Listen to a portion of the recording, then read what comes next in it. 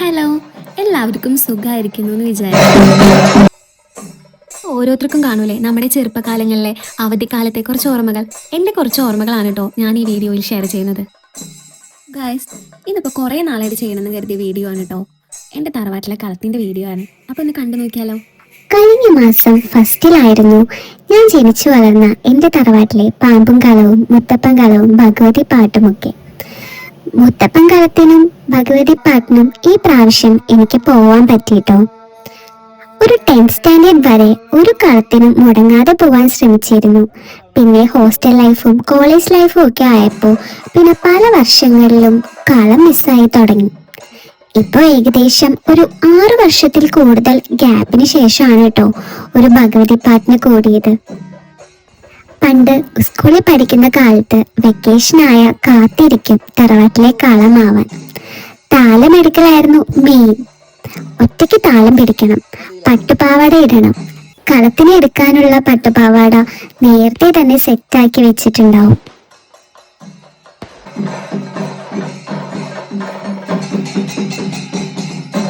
ഫുഡൊക്കെ കഴിച്ച് വെയിലൊക്കെ ഒന്ന് ഒതുങ്ങിയായി ഇറങ്ങും അമ്പലപ്പുരയിലേക്ക്.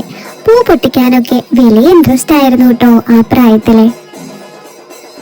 ഒരു 3ാം ക്ലാസ് 4ാം ക്ലാസ്സിലൊക്കെ പഠിക്കുന്ന പ്രായത്തിലെ പൂ പൊട്ടിച്ച് വരാൻ പറഞ്ഞ് വെള്ളിച്ച ഞങ്ങളെ പറഞ്ഞു വിട്ടതൊക്കെ എനിക്കിപ്പോഴും ഓർമ്മയുണ്ട്. ഞങ്ങൾ കുറച്ചു പേരുണ്ടായിരുന്നു, ഞാനും എൻ്റെ അനിയനും പിന്നെ എൻ്റെ ഒരു കളിക്കൂട്ടുകാരിയും ഉണ്ടായിരുന്നു. ഞങ്ങൾ സൈക്കിളിൽ കവറൊക്കെ ആയി പോയത് ഞാൻ ഇപ്പോഴും ഓർക്കുന്നു. ഞങ്ങളുടെയൊക്കെ ചെറുപ്പകാലം തൊട്ടേ പൂക്കളൊക്കെ വാങ്ങലാണ് പതിവ്. പിന്നെ എന്തിനാ വെള്ളിച്ച ഞങ്ങളെ പൂ പൊട്ടിക്കാൻ വിട്ടതെന്ന് എനിക്ക് ഇപ്പോഴും അറിയില്ല. എൻ്റെ ഫേവറേറ്റ് ആയിരുന്നു കേട്ടോ ആ വെള്ളിച്ചൻ. ഇപ്പോൾ വെള്ളിച്ചനും ഒരു ഓർമ്മ മാത്രമാണ്. അന്നത്തെ അമ്പലപ്പുരയും ഒരു ഓർമ്മ മാത്രമായി.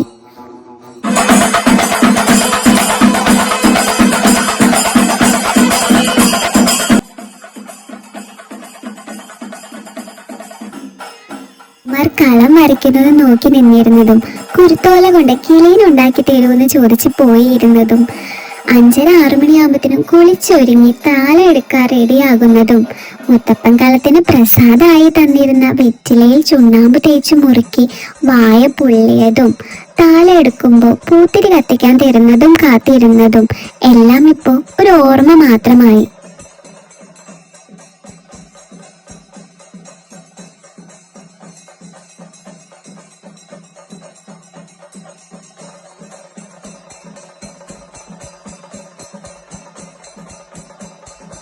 അപ്പോൾ ശരി, ഇനി അടുത്ത വീഡിയോയിൽ വേറെ വിശേഷങ്ങളെല്ലാമായി കാണാം. ഇതുവരെ സബ്സ്ക്രൈബ് ചെയ്യാത്തവർ എന്തായാലും സബ്സ്ക്രൈബ് ചെയ്യണം കേട്ടോ. പിന്നെ ലൈക്ക് ചെയ്യണം, കമൻറ്റ് ചെയ്യണം മറക്കരുത്. അപ്പോൾ thank you for watching my video.